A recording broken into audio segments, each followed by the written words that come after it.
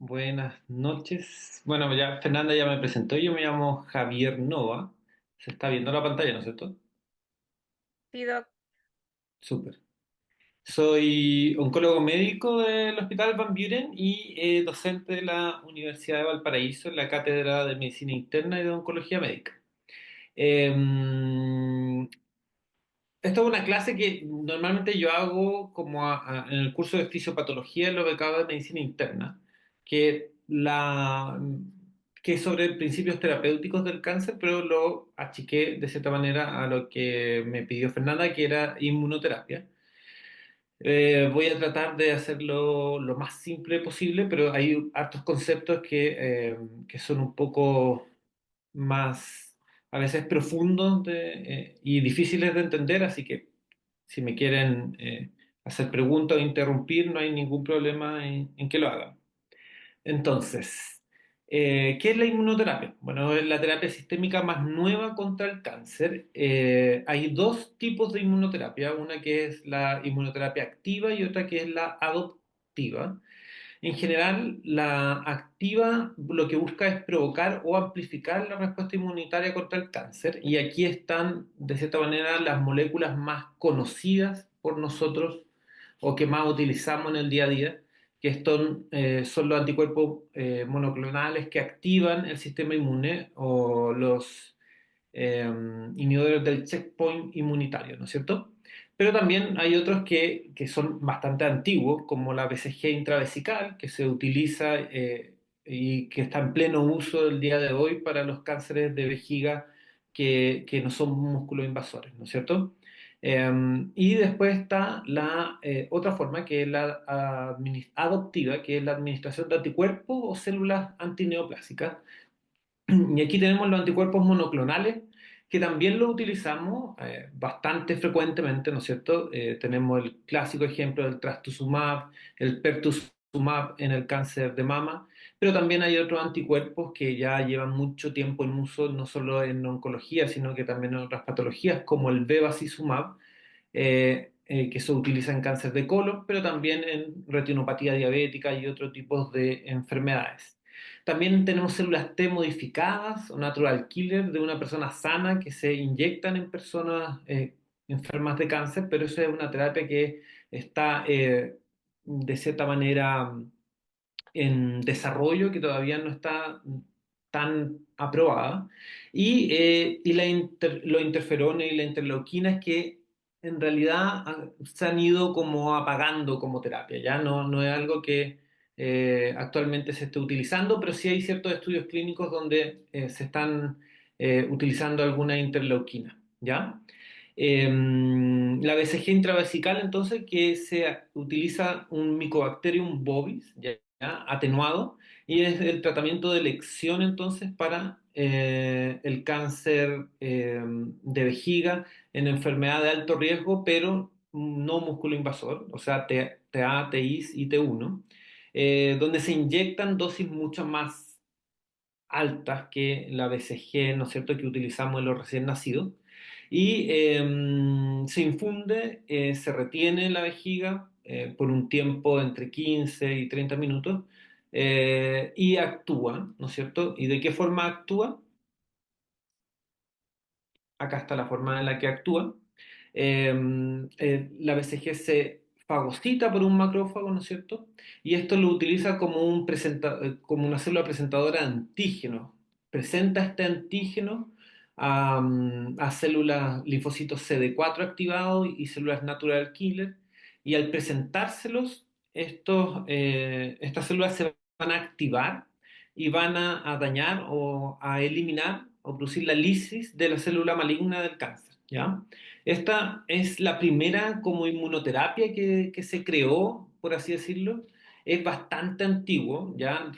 En 1929 ya se empezó a ver que los pacientes que tenían tuberculosis tenían una menor frecuencia de cáncer y se empezaron a tratar individuos con, de cierta manera, distintos tipos de cáncer, en ese caso melanoma y otros tipos de cáncer, con BCG, pero la investigación se paró un poco en 1936 cuando murieron 270 recién nacidos que fueron inyectados con una BCG que tenía bacilos virulentos. Entonces, ahí hubo una pausa de 30 años en la inmunoterapia como tal, y recién en 1966 se volvió a retomar la investigación en inmunoterapia, y donde se vio que la vejiga era capaz de reaccionar con hipersensibilidad a la BCG, ¿no es cierto? Después, en 1970, empezaron a inyectar BCG en pacientes o en lesiones con melanoma, y se vieron que también empezaron a disminuir el tamaño de las lesiones. Y en 1971 se ocupó en hepatocarcinoma. Entonces, esto es antiguo, ¿no? Estamos hablando de una época en la que por lo menos yo todavía no nacía, pero y se vio que había tumores, había tipos de tumores que respondían bastante bien a la inmunoterapia. Tenemos el caso del melanoma y del hepatocarcinoma, que hoy en día sabemos tienen estándares de terapias que son en base a inmunoterapia. Otro tipo de inmunoterapia son las vacunas. Entonces, hay dos tipos particulares. Hay unas que buscan desencadenar o potenciar la respuesta del sistema inmune. Está el Sipeleucel T, que son células dendríticas autólogas que se administran en el cáncer de próstata, pero la verdad es que no se avanzó mucho en eso. Hubo poco beneficio. Y también tenemos vacunas que se utilizan y que están diseñadas para prevenir el cáncer relacionado con el virus. Tenemos las vacunas contra el virus de papiloma humano, el virus perdón, la vacuna contra el virus hepatitis B, que van a prevenir cánceres cervicales anales en el caso del papiloma humano, y el hepatocarcinoma en el caso del virus de hepatitis B. Ambas vacunas están dentro del Programa Nacional de Inmunización, ¿no es cierto? Y después pasamos a anticuerpos monoclonales. ¿Qué son? Son anticuerpos que están dirigidos contra un antígeno, que son específicos para un tipo de cáncer, o que se sobreexpresan en alguno de ellos, ¿no es cierto? Esto se hace a través de la administración directa o vinculados a un radionucleótido o un citotóxico. Ya los radionucleótidos, los citotóxicos vendrían haciendo como la molécula tóxica en ese caso. ¿Ya? El trastuzumab, que es bastante el anticuerpo más utilizado, ¿no es cierto?, en oncología, es un anticuerpo que va dirigido contra una proteína que es la RBB2 y que es activo en los cánceres de mama que expresan este antígeno. Ya. Entonces tenemos, bueno, ahí puse bastantes ejemplos, está el trastuzumab, el pertuzumab y el margetuximab.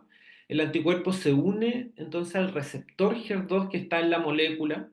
Bueno, ahí hay una cadena arriba abajo de señalizaciones que van hacia el núcleo, que no es necesario saber, pero lo importante es que al unirse el anticuerpo al receptor, viene una célula efectora, que normalmente puede ser una natural killer o una célula T, y que va a esta unión entre el anticuerpo receptor y el receptor de la célula efectora, va a producir que la célula efectora elimine o administre, por así decirlo, perforina a la célula tumoral y la elimine, ¿ya? Eso es bastante simple de entender, y de cómo actúan los anticuerpos y que hay distintos anticuerpos, ¿no es cierto?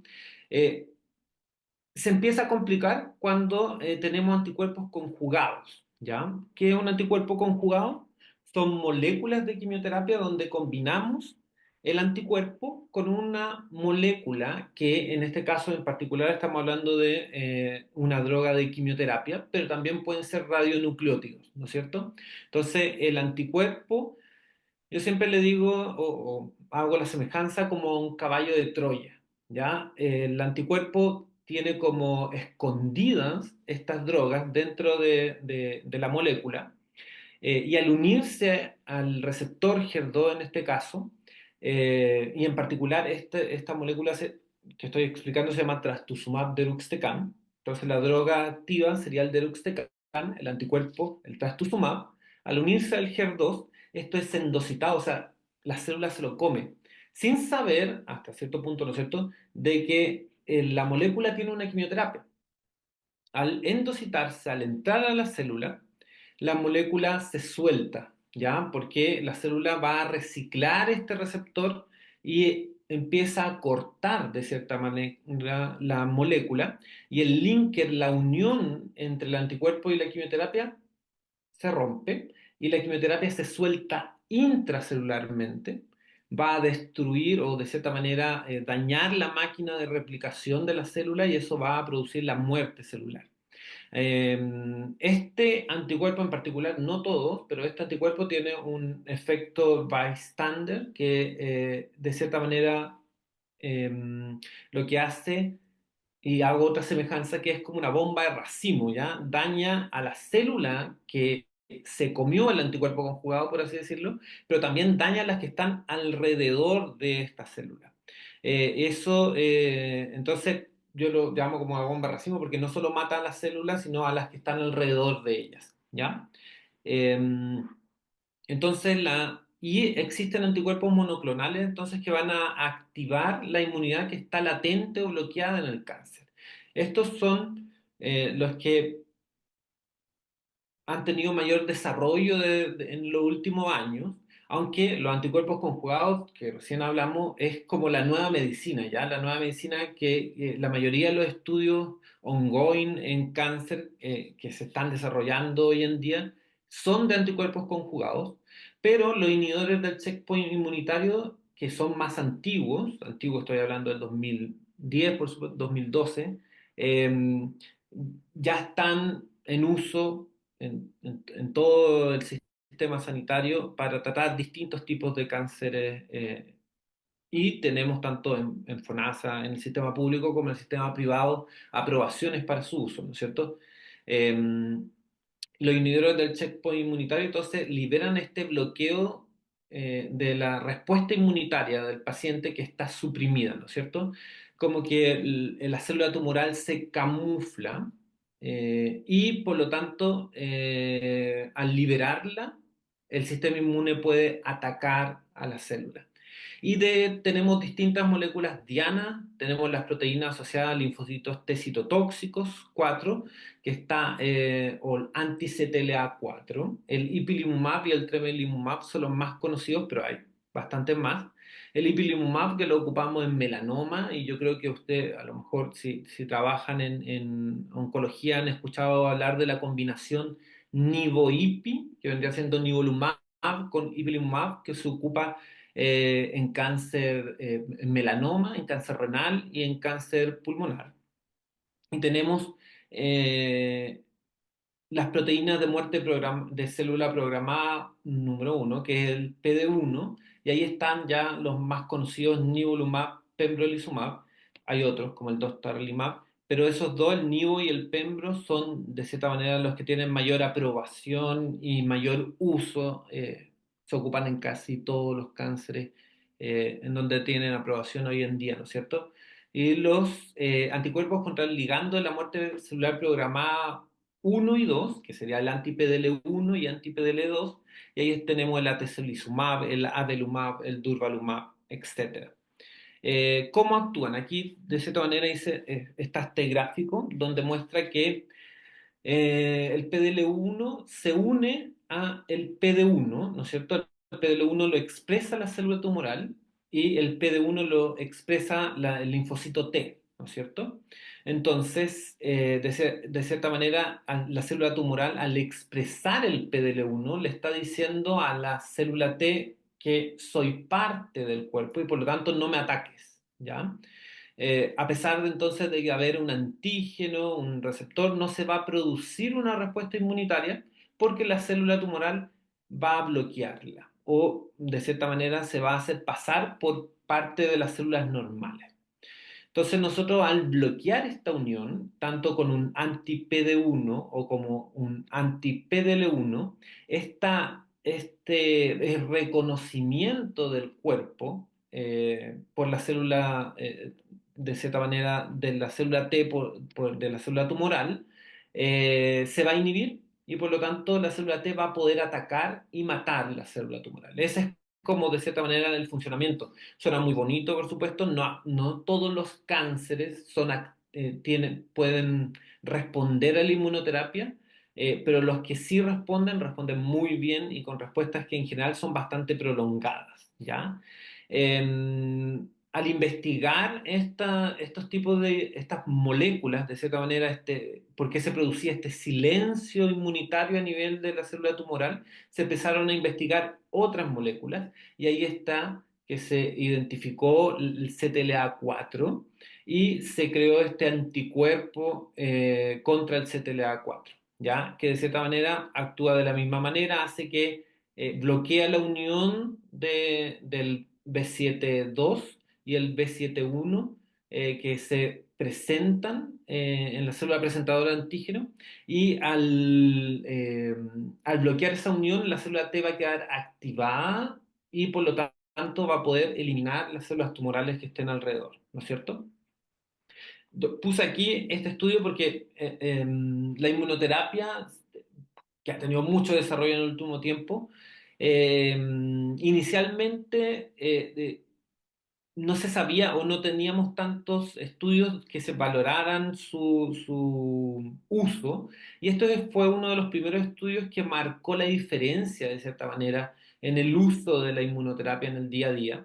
Fue un estudio que se llama Checkmate 066, fue publicado el año 2014, ya hace más de 10 años, para oncología, ustedes saben, eso ya es antiguo, pero aquí se comparó en el melanoma irresecable o metastásico dos fármacos, el nivolumab, que era de cierta manera el, el fármaco en estudio, y la dacarbazina. La dacarbazina es una quimioterapia antigua y que era el gol estándar hasta antes de salir la inmunoterapia en los pacientes con melanoma. Pero le iba mal, le iba muy mal en realidad a los pacientes. La expectativa de vida la mayoría de las veces era menos de un año de vida con ese fármaco. Y podemos ver que aquí en los pacientes que tenían respuesta completa o parcial con la inmunoterapia, la diferencia entre nivolumab y dacarbazina fue de cierta manera grotesca. ¿Ya? Hubo más o menos un 80% de respuestas, tanto parciales o completas en el caso del nivolumab, versus un 30% en el caso de la dacarbazina. O sea, más que dobló la respuesta a la dacarbazina. Y en el seguimiento a largo plazo podemos ver que el nivolumab en estos pacientes lograba que más del 50% de los pacientes estuvieran vivos a 2 años, versus la dacarbazina, que promediaba a los 2 años solo un 26% de los pacientes vivos. Pues eso cambió de cierta manera un paradigma del tratamiento del melanoma que hoy en día nadie da quimioterapia para los melanomas, sino que todos utilizamos inmunoterapia. ¿Ya? La inmunoterapia o los inhibidores del checkpoint inmunitario son muy buenos, ¿ya? Son muy activos en algunos tipos de cáncer, pero también son tóxicos. No tóxicos en la infusión o en su administración, que, bueno, ahí Fernanda nos podrá ayudar un poco más. En general son muy fáciles de administrar.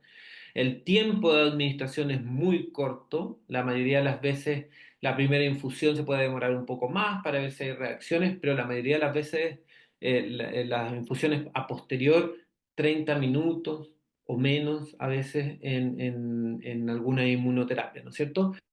Pero a largo plazo, la activación de este sistema inmunitario puede provocar reacciones adversas que son autoinmunitarias, ¿no es cierto?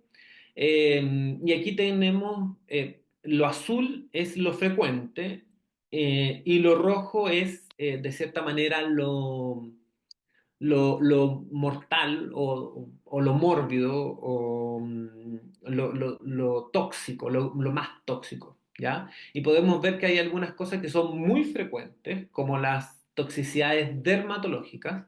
No puedo mostrar, no me sale el- la flecha, pero acá abajo, en el extremo inferior derecho, tenemos que lo dermatológico es frecuente, pero vemos un puntito rojo chiquitito al medio. Eso quiere decir que si bien es muy frecuente, en general no es algo tóxico, es muy raro que uno suspenda tratamientos por toxicidad dermatológica. Estamos hablando de inmunoterapia, ¿no es cierto? Pero tenemos cosas que son muy poco frecuentes, por ejemplo, las miocarditis, que son muy poco frecuentes, pero son muy tóxicas. Y de hecho, la miocarditis, hay un gran porcentaje de los pacientes que se mueren de miocarditis, ¿ya?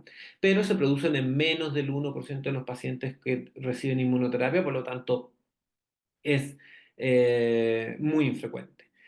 Tenemos otras toxicidades que incluso son muy frecuentes, pero que ni siquiera suspendemos tratamientos, como son las disfunciones tiroideas, los hipotiroidismos, que son súper frecuentes en los pacientes con inmunoterapia, pero que en general nosotros no modificamos tratamientos y mantenemos la terapia y solo suplementamos esa disfunción con levotiroxina, ¿no es cierto? Y después tenemos tratamientos de inmunoterapias, pero que ya son con moléculas target. Las moléculas target están dirigidas, terapias biológicas que están dirigidas a ciertas moléculas que están mediadas por tirosina sinasa, ¿no es cierto? Y ahí dentro, las moléculas más antiguas son el imatinib, ¿ya? Que es un anticuerpo que va contra, o una molécula que va contra un receptor intracelular de una mutación en un receptor que es el KIT, ¿ya? Y eso es principalmente frecuente en los pacientes que tienen leucemia mieloide crónica. Y al bloquear esta mutación, los pacientes que tienen leucemia mieloide crónica se transforman en una enfermedad crónica, los pacientes sobreviven mucho tiempo y en general es un tratamiento que es muy bien tolerado.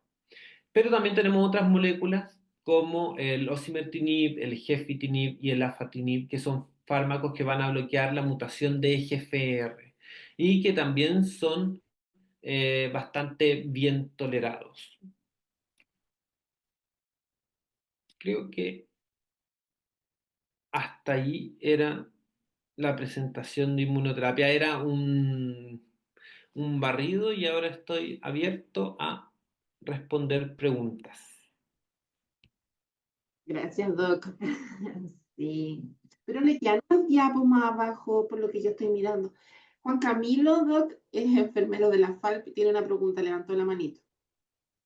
Súper. Hola, doctor. Tengo una pregunta sobre el trastuzumab. Eh, Primero, el Deruxtecan es lo mismo que la antancina, ¿no? No, no. El TDM1, que es el trastuzumab emtansina, es otro anticuerpo conjugado que nosotros lo tenemos aprobado para el cáncer de mama que quedó amplificado. Eh, actualmente, porque digo que hay estudios que van a salir pronto, pero en adyuvancia para los pacientes que no tuvieron respuesta patológica completa luego de la neoadyuvancia en el cáncer de mama.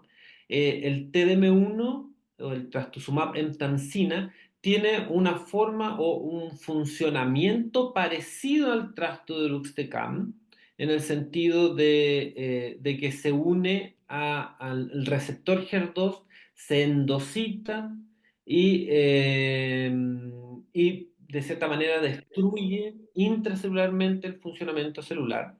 Pero, a diferencia del trasto de Luxtecan, no tiene el efecto bystander, el efecto bomba de racimo que digo yo, que no destruye las células que están alrededor. Por lo tanto, es menos efectivo que el trasto de Luxtecan, pero es menos tóxico también, produce menos toxicidad.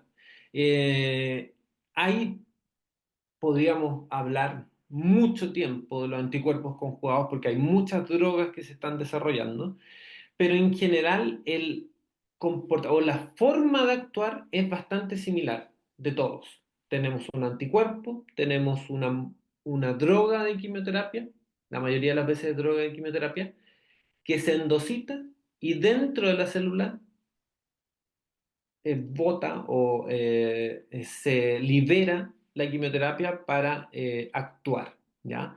Y la entamcina y el deruxtecan son tipos de quimioterapia, pero que actúan distinto, actúan de distinta manera, en distintos targets terapéuticos.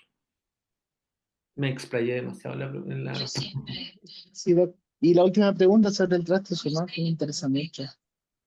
Por ejemplo, en pacientes, bueno, asociado al trastuzumab va el paclitaxel, en otros va el docetaxel, carboplatina, y con esa bomba neutropénica más los corticoides que le asocian, que también son neutropénicos, no baja la efectividad del trastuzumab o del pertuzumab al momento de administrar la concomitante.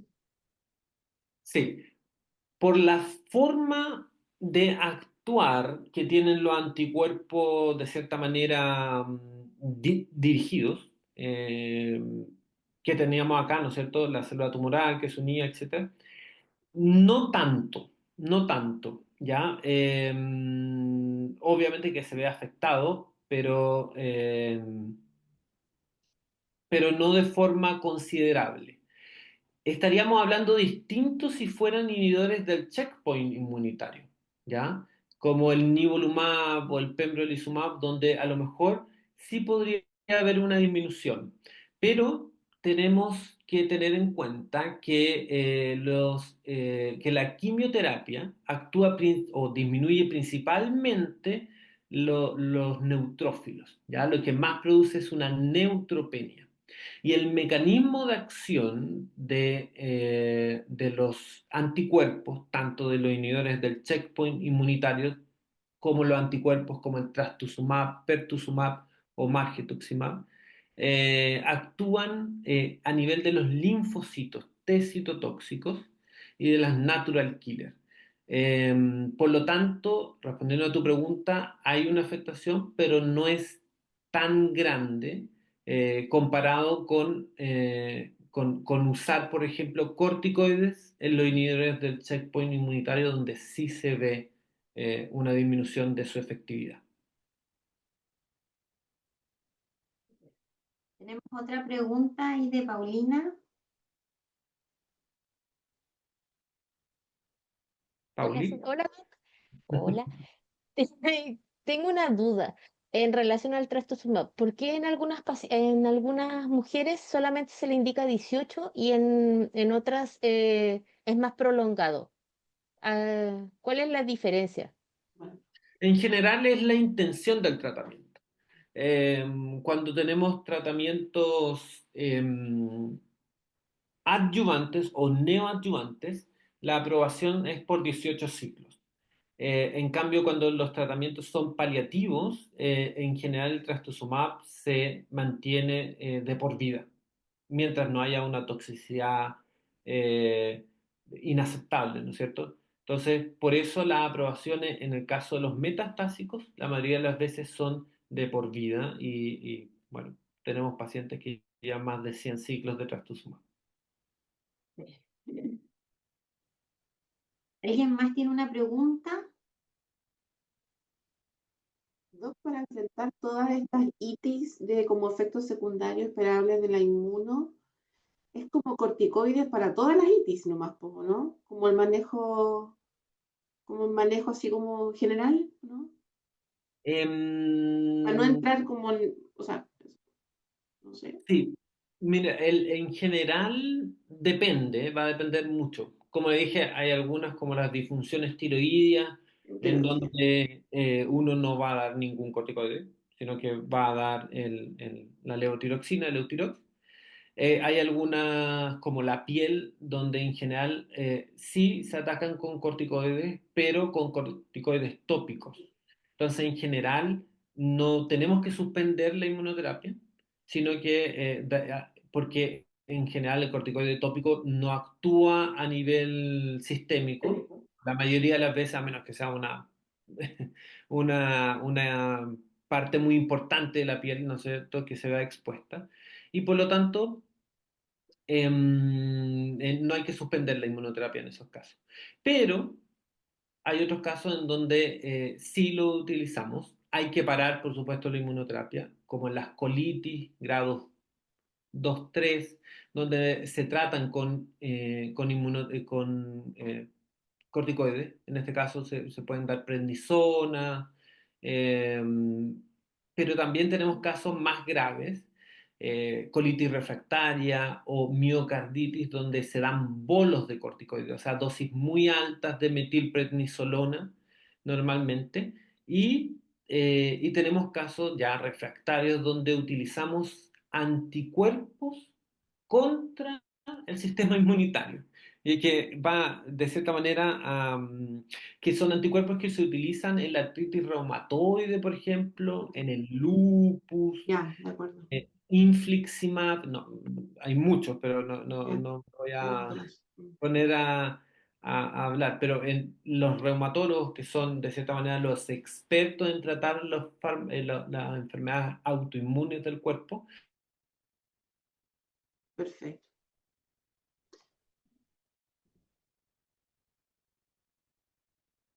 Nosotras.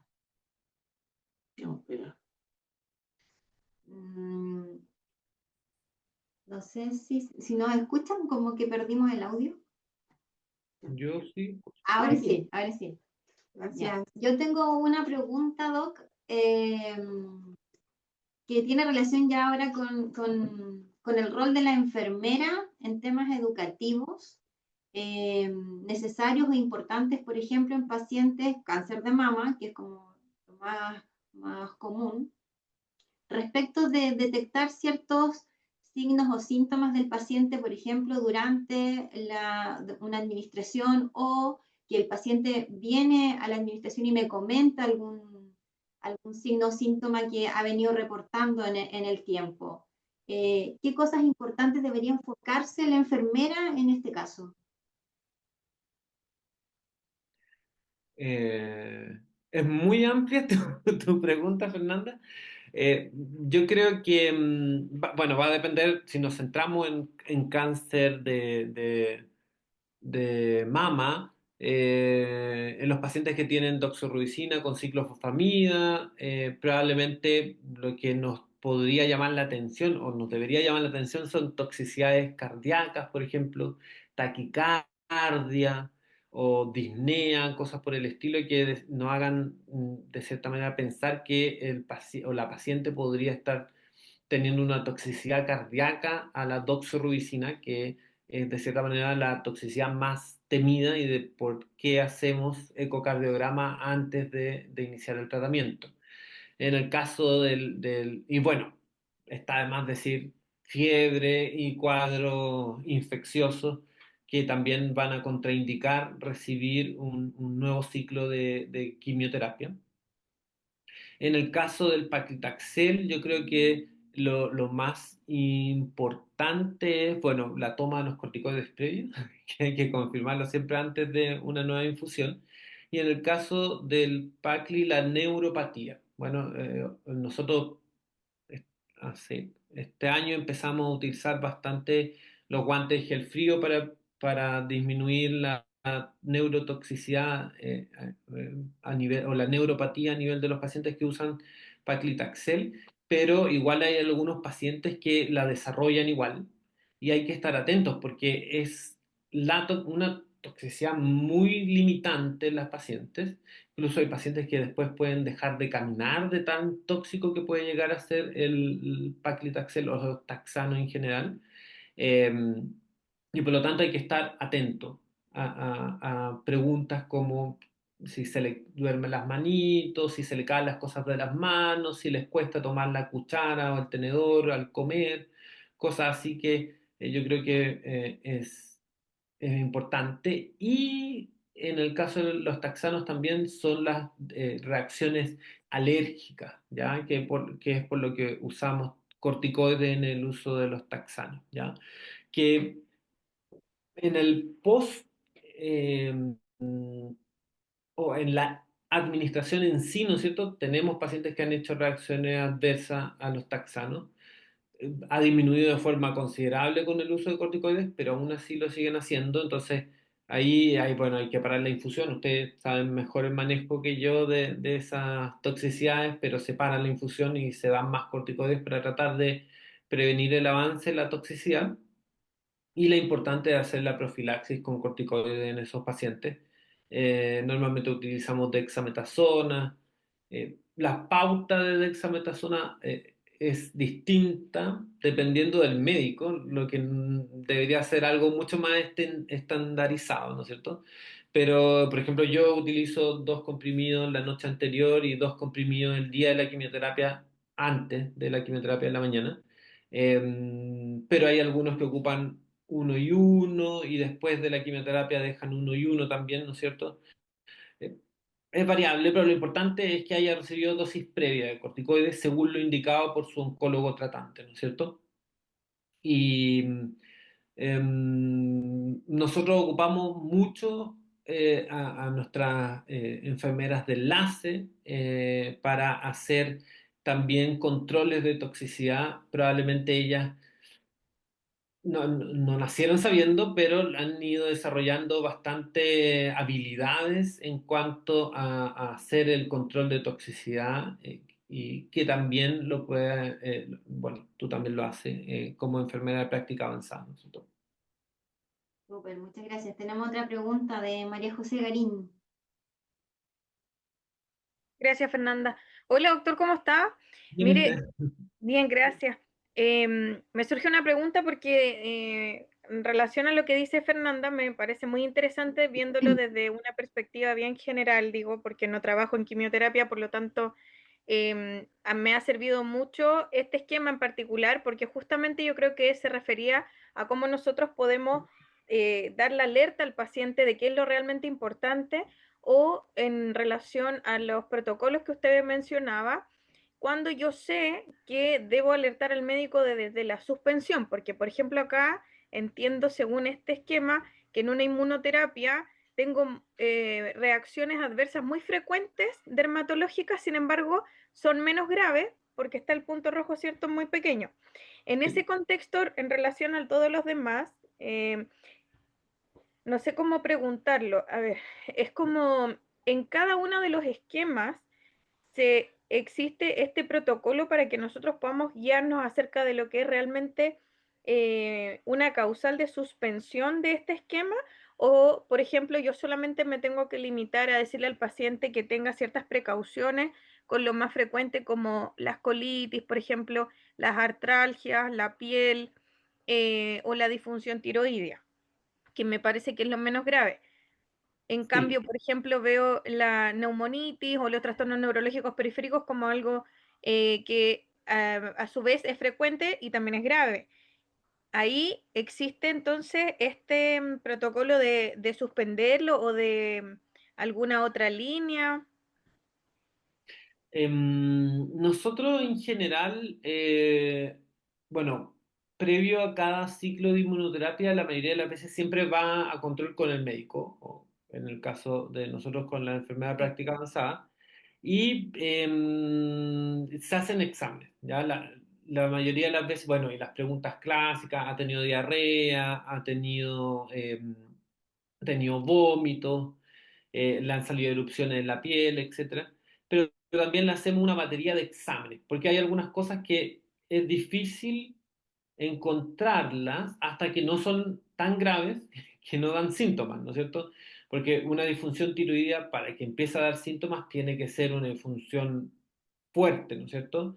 Entonces, en general, nosotros como protocolo de inmunoterapia le pedimos a todos los pacientes TSH y T4 libre antes de cada ciclo de inmunoterapia. Entonces, eso de cierta manera está en el protocolo de utilizar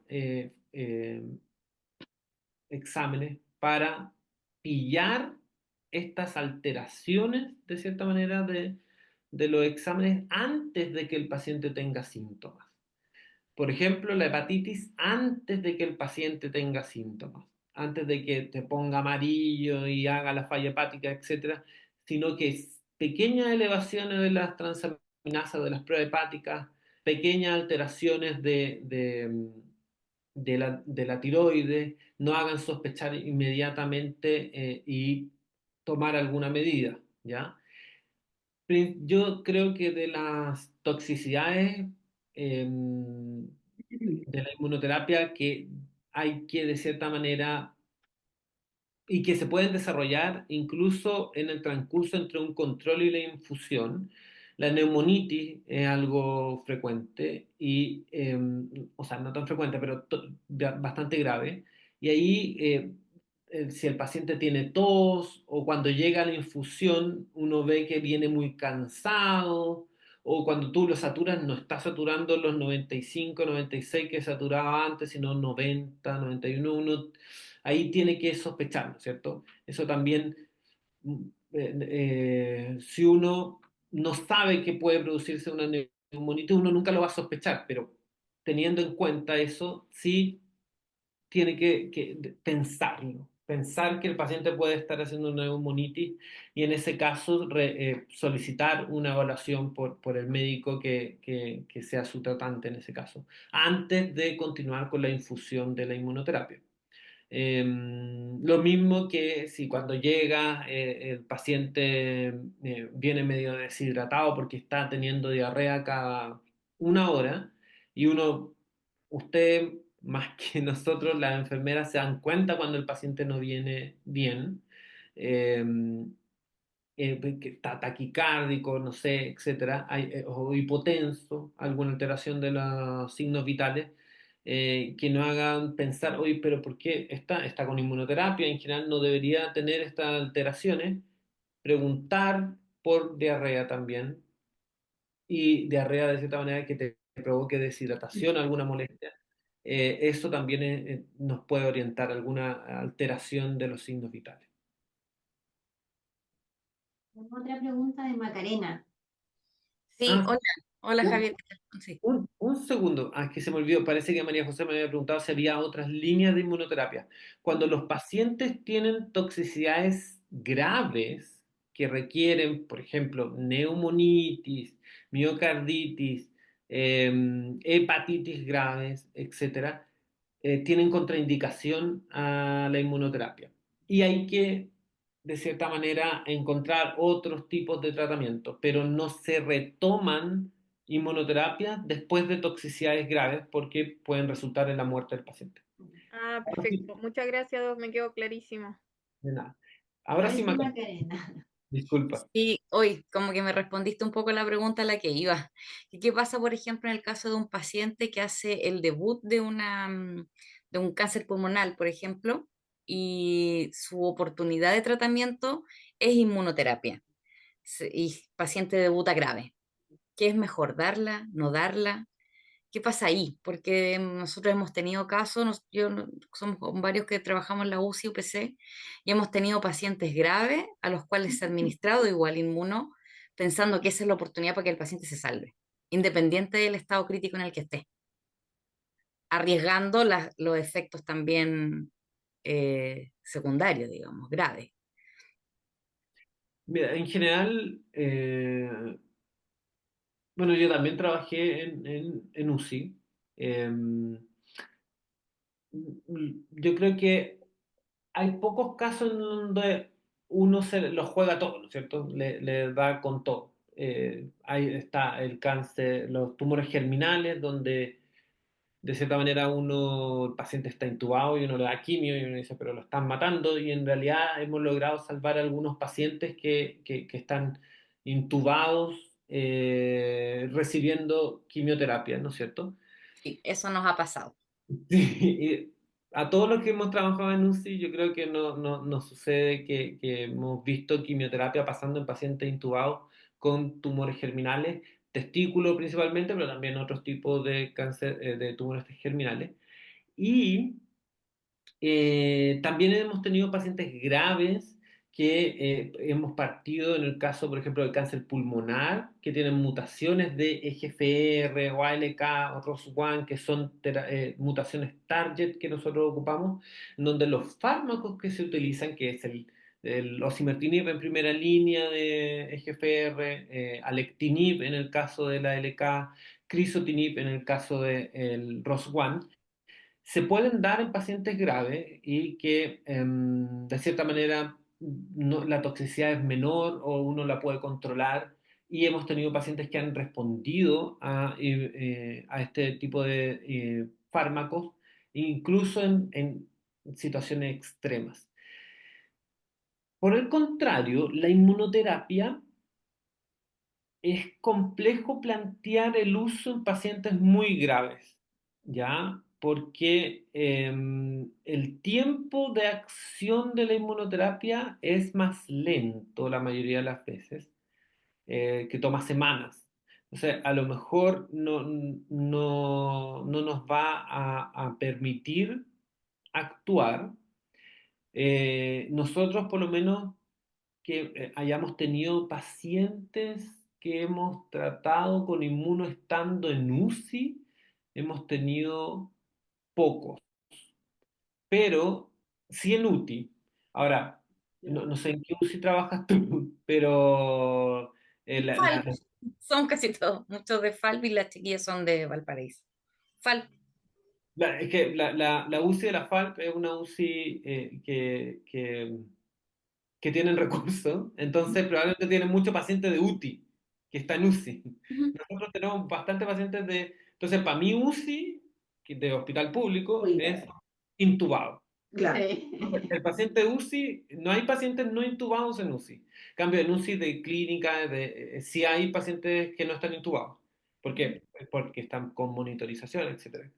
Entonces, hemos tenido pacientes en UTI, que vendría siendo para mí pacientes no intubados tuyos de UCI, que sí le hemos dado inmunoterapia. Pacientes con melanoma, por ejemplo, que hacen un debut con mucha enfermedad, etcétera, y no tenemos tiempo que perder para partir la inmunoterapia, y la hemos partido en UTI, y de cierta manera no pasa nada. Las toxicidades de la inmunoterapia es muy raro que te aparezcan en el corto plazo, ¿no?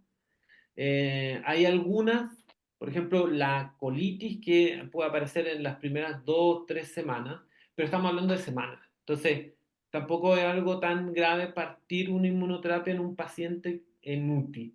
Intubado yo diría que no, pero sí en un paciente, por ejemplo, que tiene alteraciones hidroelectrolíticas, algo por el estilo, que la está haciendo estar monitorizado en alguna unidad de cuidados críticos, podríamos empezar inmunoterapia y no sería un pecado.